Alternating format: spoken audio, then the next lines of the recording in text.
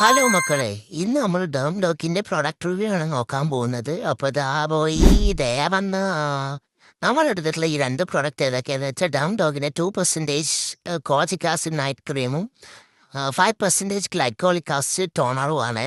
ഇത് രണ്ടും എനിക്ക് ഒട്ടും വർക്കായില്ല മക്കളെ, വർക്കായില്ല. ഇൻഫ്ലുവൻസേഴ്സിൻ്റെ ഒടുക്കത്തെ ഇൻഫ്ലുവൻസ് കാരണം ഞാൻ ട്രൈ ചെയ്ത രണ്ട് പ്രൊഡക്റ്റ് ആയിരുന്നു ഇത്. ഈ ടോണറിനെ ഇതുവരെ യൂസ് ചെയ്തു, പക്ഷേ കാര്യം ഉണ്ടായില്ല. ടോണറിനെ കൊണ്ട് എനിക്ക് ബുദ്ധിമുട്ടൊന്നും ഉണ്ടായില്ല, പക്ഷെ എനിക്ക് റിസൾട്ട്സ് ഒട്ടും ഇല്ല. അതിൻ്റെ സ്മെല്ലും ടെക്സ്ചറും ഒക്കെ ഒരു വാട്ടറി കൺസിസ്റ്റൻസിയും സ്മെല്ല് അടിപൊളിയൊക്കെയാണ്. പക്ഷെ എന്ത് പറയാനാ, എനിക്ക് തന്നെ ഇഷ്ടപ്പെട്ടില്ല. മാത്രമല്ല എനിക്ക് കുറച്ച് ഗുരുക്കളൊക്കെ ഇത് ഉണ്ടാക്കി തന്നു. നിങ്ങളിത് പുതുതായി വാങ്ങിക്കാൻ പോകുന്നവരാണെങ്കിൽ ഞാൻ ഒരിക്കലും ഇത് വാങ്ങിക്കാൻ പറയില്ല, ഇത് പൈസ നഷ്ടമാണ്.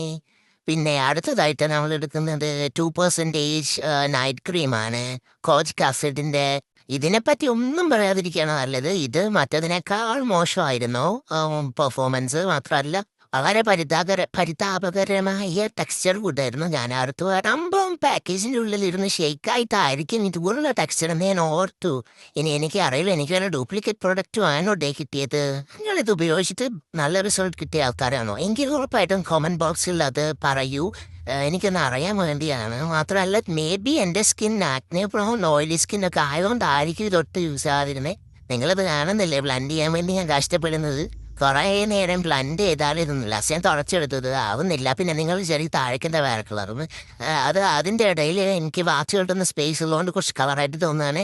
ഞാൻ എപ്പോഴും ഓർക്കാറുണ്ട് ബോഡി മൊത്തം വാച്ച് കെട്ടി നടന്നാലോ ഒന്ന്, കാരണം ആ ഒരു കളർ വേറെ എപ്പോഴും കിട്ടാറില്ല. അങ്ങനെ അവസാനം ഗതി കെട്ടി അതെല്ലാം തുടച്ച് കളയാണ്. ഭയങ്കര ഓയിൽനെസ്സും സ്റ്റിക്കിനെസ്സും ഒക്കെയാണ്. ഒരു വെളിച്ചെണ്ണ വെച്ച ഫീലാണ്. ഇതിൻ്റെ കൂടെ തന്നെ ഞാൻ അണ്ടർആം സ്പ്രേ കൂടെ വാങ്ങിയായിരുന്നു. അതിൻ്റെ റിവ്യൂ ഞാൻ നന്നായിട്ട് കുറച്ചുകൂടെ യൂസ് ചെയ്തിട്ട് പറയാം, കാരണം അതിന് ഇതുവരെ എനിക്ക് നെഗറ്റീവ്സ് ഒന്നും വന്നില്ല. പക്ഷെ പോസിറ്റീവ്സ് ആൻഡ് റിസൾട്ട്സ് വിസിബിൾ അല്ല. ഇപ്പോൾ ഞാൻ കുറച്ചുകൂടെ യൂസ് ചെയ്തിട്ട് നിങ്ങൾക്ക് പറഞ്ഞു തരാം. അപ്പോൾ മക്കളെ, കാശ് കളയല്ലേ. ആ ഒരു ഹൈപ്പിനുള്ള പ്രൊഡക്റ്റ് ഇല്ല, അറ്റ്ലീസ്റ്റ് പ്രൈസിനുള്ള ഒരു പെർഫോമൻസ് പോലും പ്രൊഡക്റ്റ് കാഴ്ചവെക്കുന്നില്ല. I am totally disappointed with this product. Okay, അപ്പോൾ നെക്സ്റ്റ് ഒരു വീഡിയോയിൽ കാണാം. Bye by.